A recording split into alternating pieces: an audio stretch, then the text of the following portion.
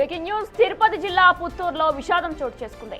కృష్ణానగర్ 3వ వీధిలో తల్లి తన ఇద్దరు పిల్లలతో కలిసి ఆత్మహత్యకు పాల్పడింది.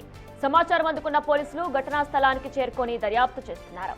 కుటుంబ సభ్యులు స్థానికుల నుంచి వివరాలు సేకరిస్తున్నారు. పద్మా భర్త శివకుమార్ ప్రైవేట్ కంపెనీలో ఉద్యోగం చేస్తున్నట్లు తెలుస్తుంది.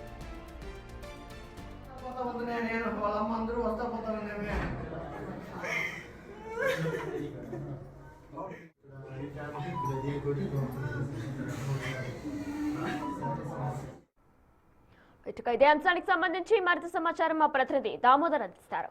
రైట్ దామోదర్, అయితే ప్రస్తుతం తల్లి కూడా ఆత్మహత్య చేసుకున్నట్లు తెలుస్తుంది. ప్రధాన కారణాలు ఏంటి, పోలీసులు ఏమంటున్నారు? వినయన తిరుపతి జిల్లా పుత్తూరు పట్టణంలోనే కృష్ణానగర్ కాలనీలో విషాదం చోటు చేసుకుంది. పద్మ అనే వివాహిత తన ఇద్దరు పిల్లలు 7 సంవత్సరాల తేజ, 5 సంవత్సరాల లాస్య వీరిద్దరితో కలిసి ఉరివేసుకుని సాయంత్రం 7:30 గంటల సమయంలో ఆత్మహత్యకు పాల్పడింది. ఆమె భర్త శివకుమార్ ఒక ప్రైవేట్ ఫైనాన్స్ కంపెనీలో ఉద్యోగం చేస్తున్నాడని అంటున్నారు, కానీ అతను ఏ ఉద్యోగం చేయడం లేదని బంధువులు చెప్తున్న పరిస్థితి.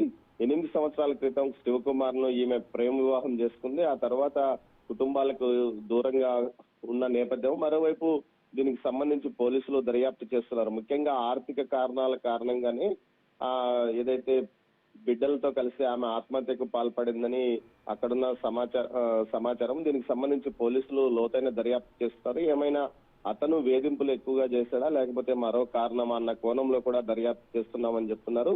పుత్తూరు డిఎస్పీ రవికుమార్ ఘటనా ప్రదేశానికి చేరుకొని వారి బంధువులతోనూ అదేవిధంగా శివకుమార్ ను కూడా విచారించాడు. శివకుమార్ కొంతకాలం పాటు ముత్తూట్ ఫైనాన్స్ కంపెనీలో ఉద్యోగం చేశాడు. ఆ తర్వాత దాన్ని వదిలేశాడు.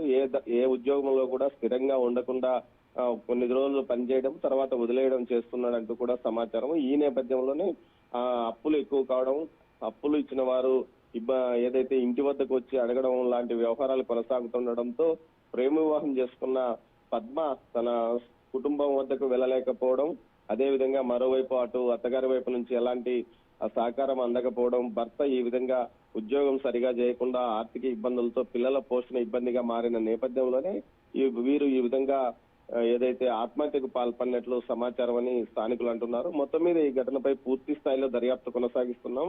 అసలు ఏం జరిగిందన్నది పూర్తిగా దర్యాప్తు తర్వాతనే బయటికి తెలుస్తుందని పోలీసులు అంటున్నారు. వినయన దామోదర్, మరి చుట్టుపక్కల వాళ్ళు కానీ ఇంటి పక్కనే ఉన్న స్థానికులు కానీ ఏం చెప్తున్నారు వీరిద్దరి యొక్క బంధం గురించి? కానీ వీరికి ఇలానే ఎప్పుడు పడితే అప్పుడు గొడవలు అవుతూ ఉన్నాయని అలాంటివి ఏమైనా చెప్తున్నారా?